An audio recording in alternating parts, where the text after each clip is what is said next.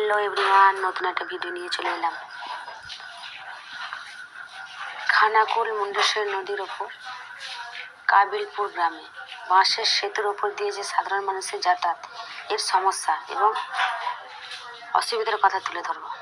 প্রথম কথা, খানাকুলে যে জেনারেল হসপিটাল, এই হসপিটালের পরিষেবা নেওয়ার জন্য সাধারণ মানুষকে ছুটে যেতে হয় এবং মানুষ অসুস্থ হলে হসপিটালে নিয়ে যাওয়ারও খুব সমস্যা।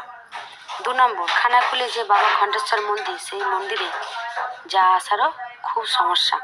3 নম্বর, খানাকুল যে থানা, একটা প্রশাসনিক জায়গা, সেখানেও সাধারণ মানুষকে যেতে হয় পরিষেবা নেওয়ার জন্য, সেখানেও খুব সমস্যা। খানাকুলে যে রামমোহন কলেজে যে ছাত্রছাত্রীরা পড়াশোনা করার জন্য যায়, তাদেরকেও রিস্ক নিয়ে যাতায়াত করতে হয়। 5 নম্বর, খানাকুলে যে ইলেকট্রিক চুল্লি বানিয়ে দিয়েছে সরকার, সেখানে সাধারণ মানুষ, গ্রামের মানুষ পৌঁছাতে পারে না। খানাকুলে মুন্ডেশ্বরী নদীর ওপর কংক্রিটের ব্রিজ খুবই প্রয়োজন।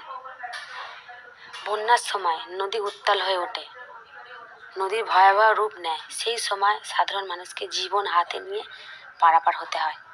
এই জন্য এখানে কংক্রিট ব্রিজে খুবই প্রয়োজন।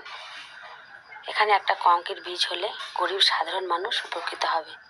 আমাদের সকল গ্রামবাসীর অনুরোধ এবং আবেদন একটা কংক্রিট ব্রিজের। ভিডিওটা বেশি বেশি করে শেয়ার